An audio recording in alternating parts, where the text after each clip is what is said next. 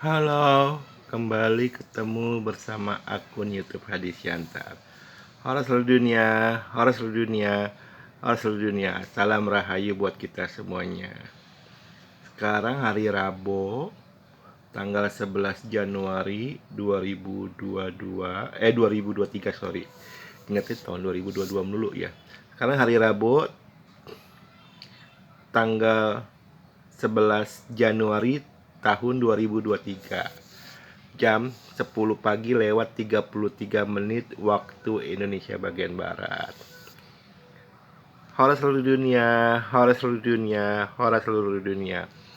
Salam rahayu buat kita semuanya. Sekarang hari Rabu ya, tanggal 11 Januari 2023. Jam 10 pagi lewat 33 menit waktu Indonesia bagian Barat.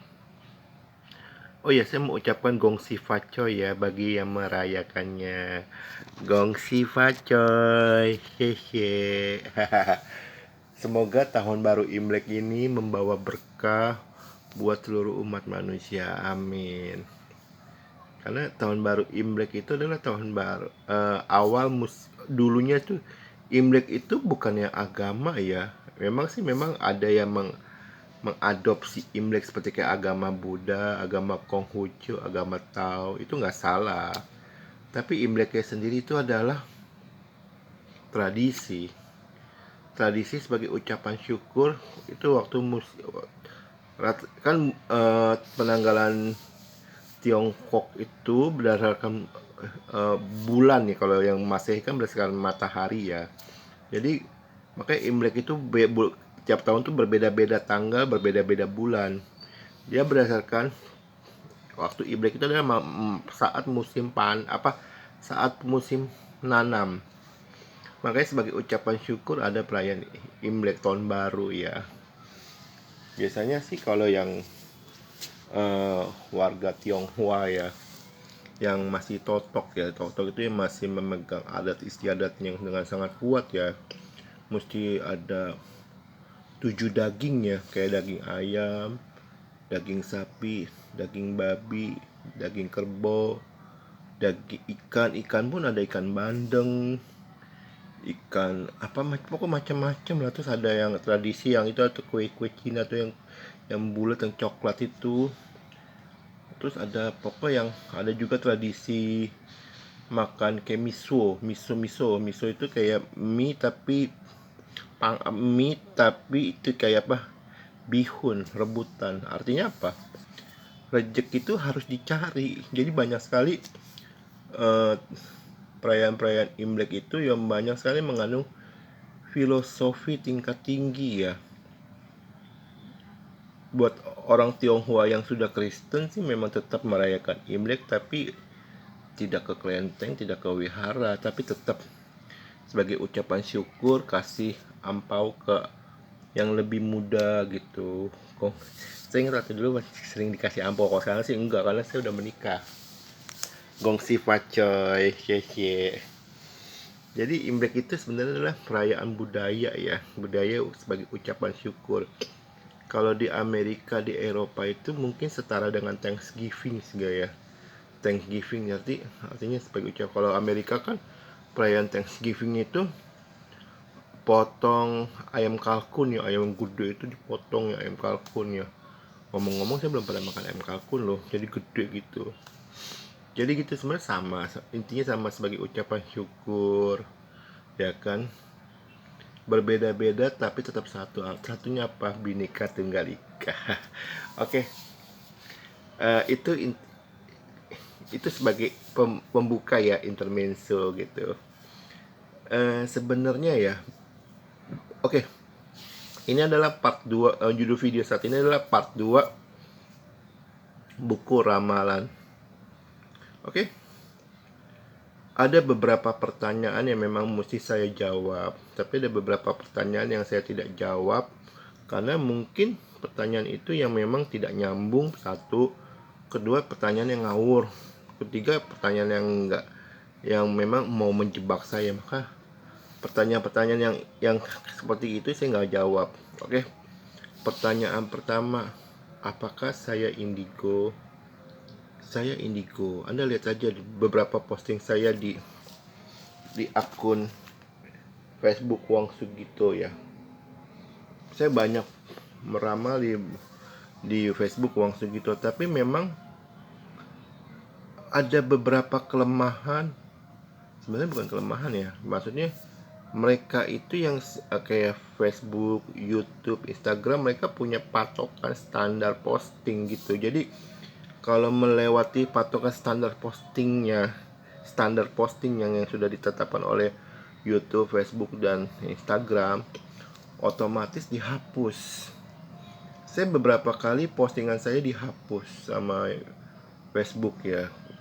Awalnya saya marah, tapi saya pikir-pikir lagi, buat apa saya marah? Karena Facebook bukan punya saya, YouTube bukan punya saya, Instagram bukan punya saya. Justru saya mesti berterima kasih kepada YouTube, Facebook, dan Instagram. Saya dikasih sebuah lahan digital untuk saya berkreasi gitu dan berpromosi secara gratis. Saya mesti berterima kasih kepada Facebook, saya mesti berterima kasih kepada YouTube, saya mesti berterima kasih kepada Instagram. Terima kasih. Nah, tapi memang sejak ada beberapa posting saya dihapus, jadi saya terbesit satu ide. Saya pengen bikin buku ramalan, ya kan? Jadi saya memang indigo. Nah, justru ini saya tawarkan ke Anda. Di part pertama saya sudah tawarkan, di part kedua saya tawarkan dengan menjawab beberapa pertanyaan. Pertanyaan pertama, apakah saya indigo? Iya, betul, saya indigo. Kedua, kalau buku ramalan itu bisa dipalsukan nggak? Dan bisa dibajak nggak? Bisa. Bisa, jawabannya bisa. Karena kenapa? Jangankan buku ya, uang saja dengan teknologi yang sangat canggih pun masih bisa dipalsukan.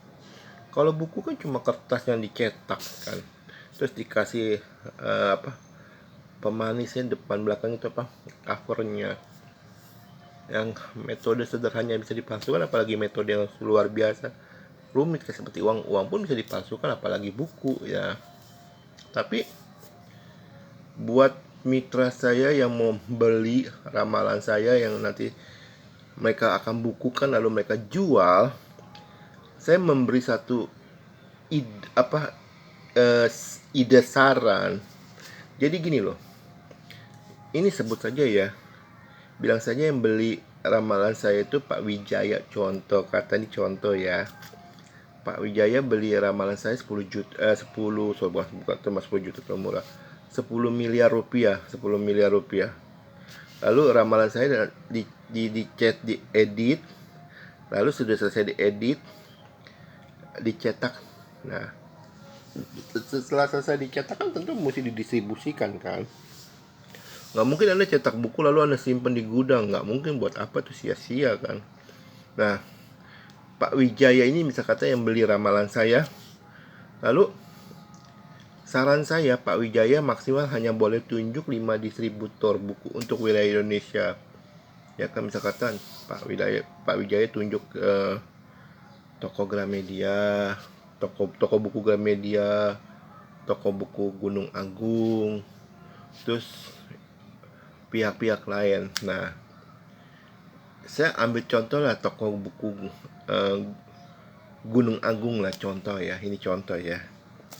Bisa kata ada beli buku ramalan saya di toko buku Gunung Agung orang. Nah, di dalam bukunya itu nanti ada satu selembaran buat gratis konsultasi ramalan ya, dengan metode ilmu yang saya ciptakan, ilmu baca tanda tangan. Nah, ketika orang itu beli, kasirnya toko buku Gunung Agung, contoh kata, kasih tahu, Pak, di dalam bukunya itu ada gratis ramalan, Pak. Bapak buka dulu segelnya. Buku itu harus disegel loh, ya kan? Nah, ketika sudah dibuka segelnya, lalu ambil kertasnya. Ketika orang itu udah bayar, orang itu udah bayar ya di toko buku Gunung Agung ya. Ketika dibuka kemasannya, kan kalau belum bayar jangan dibuka dulu. ketika udah bayar lalu dibuka kemasannya, lalu ada di buku itu ada diselipin satu lembar. Nah, itu toko buku Gunung Agungnya stempel dan tanda tangan. Nah, nanti pembeli buku saya itu bisa datang ke saya untuk gratis konsultasi baca tanda tangan, gratis konsultasi ramalan ya.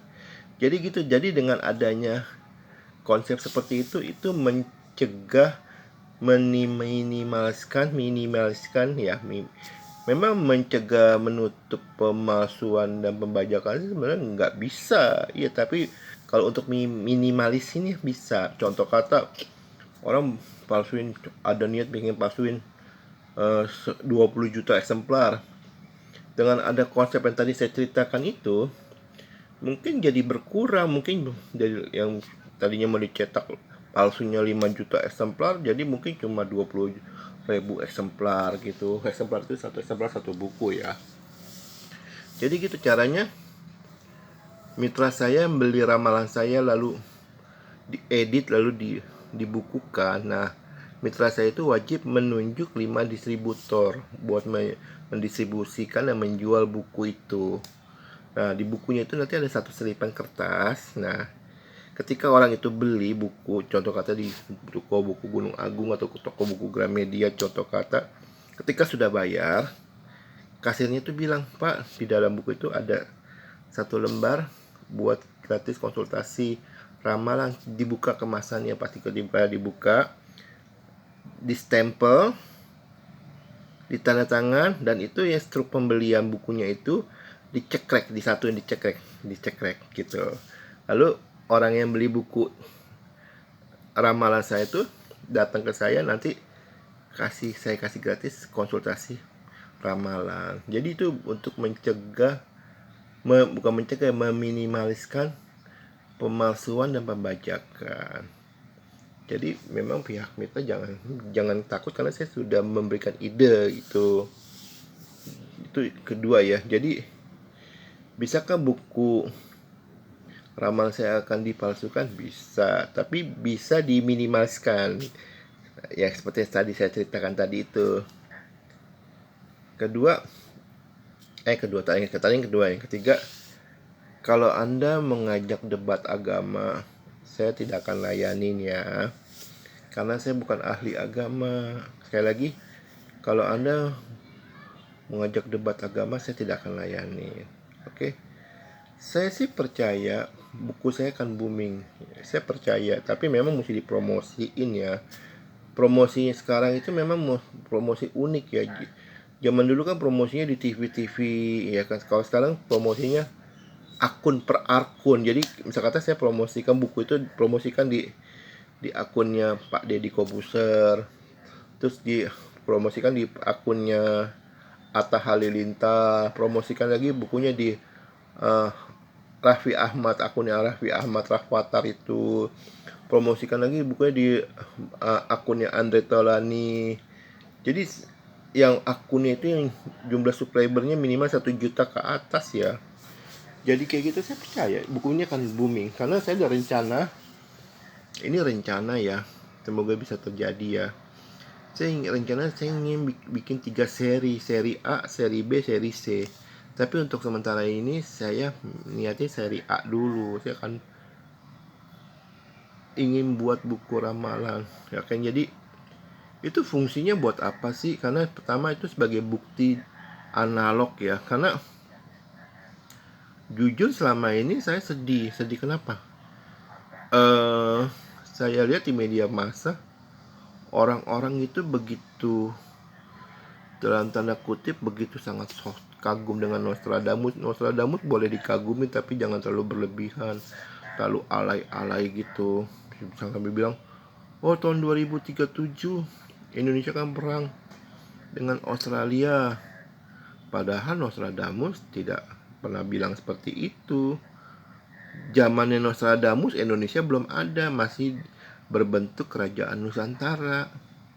Dan Australia pun saat itu belum ada, tapi belum ditemukan zamannya Nostradamus. Jadi saya percaya ramalan Nostradamus itu ada, tapi yang beredar sekarang ini ada versi palsunya, yang aslinya mah susah ditemukan. Yang lebih masuk akal, saya ingin buat ramalan lalu dibuka, itu lebih masuk akal karena saya masih hidup, ya kan? Mumpung saya masih hidup, ayo beli ramalan saya lalu langsung dibukukan. Ini saya yakin akan booming ya, apalagi dijualnya di Indonesia dan di negara India. India lebih sadis lagi. Pengertian lebih sadis itu apa? Penduduknya lebih banyak, itu kan langsung booming, ampun itu. Oke. Biayanya berapa? Saya jual ramalan saya sekitar 10 miliar rupiah, tapi masih bisa nego ya. Saya orangnya fleksibel, tapi jangan nego hancur. Misal kata, oh pak 10 juta aja, nggak bisa. Kalau nego misal kata saya buka 10 miliar, saya akan jual ramalan saya. Anda bilang, Pak 9 miliar aja Pak, ya itu masih bisa saya pertimbangkan. Tapi kalau negonya hancur 10 juta, how? Karena dari buku yang dijual, buku ramalannya itu, Anda akan dapat untung, mungkin bisa dapat ratusan miliar, mungkin bisa dapat triliunan, mungkin ya. Oke, buat Anda yang ingin beli ramalan saya untuk dibukukan, untuk dibuat buku, yang buat tuh Anda ya. Saya hanya menulis ramalan saya, lalu saya kasih, lalu Anda editnya jangan terlalu vulgar, dalam arti Anda ubah maksudnya. Kalau edit Anda halus bahasa boleh. Lalu setelah Anda edit, Anda kasih ke saya editannya, saya periksa, kalau bisa kata oke, baru Anda cetak buku, lalu Anda distribusikan gitu. Dengan metode yang saya kasih tadi itu ya, metode kan artinya gini, di bukunya itu kan ada satu selipan kertas. Nah, ketika orang beli, contoh kata beli di Gunung Agung, contoh kata, ketika sudah bayar, pihak kasirnya bilang, Pak itu di dalamnya tuh ada kertas buat ramalan gratis konsultasi ramalan. Nah, dibuka segelnya, pas sudah dibuka, distempel oleh pihak toko, lalu ditanda tangan dan struk pembeliannya diceklek gitu. Lalu konsumen itu datang ke tempat saya untuk gratis konsultasi ramalan kayak gitu. Jadi itu untuk meminimalkan pemalsuan dan pembajakan buku ya. Memang Indonesia itu jujur, pemalsuan dan pembajakan hak cipta itu memang sangat-sangat miris ya. Ya, Anda lihat sendiri aja para musisi-musisi itu mereka bikin lagu rata-rata nggak untung. Justru untung mereka dari konten-konten YouTube, konten-konten Instagram, konten-konten Facebook, untungnya dari situ. Tapi kalau konten jual itu mereka nggak, karena versi pembajakannya banyak, pemalsuannya banyak. Tapi kalau untuk buku, saya kan bikin konsepnya jadi meminimaliskan. Oke. Buat Anda ingin mau beli ramalan saya lalu Anda mau cetak bukunya, boleh. Ini ya. Nomor HP WhatsAppnya kirim pesan ya. 0878 73406915. Oke. Nomor HP WhatsApp saya 0878 73406915. Oke. Saya mohon maaf jika ada kata-kata saya salah ya. Sekian dan terima kasih. Horor seluruh dunia, horor seluruh dunia, horor seluruh dunia. Salam rahayu buat kita semuanya. Oh, satu lagi. Nanti di bukunya itu, selain gratis konsultasi ramalan, nanti di bukunya itu nanti saya kasih kode-kode tertentu. Jadi kode-kode tertentu ya buat apa ya, nanti saya kasih tahu buat orang yang beli buku saya. Oke. Sekian dan terima kasih.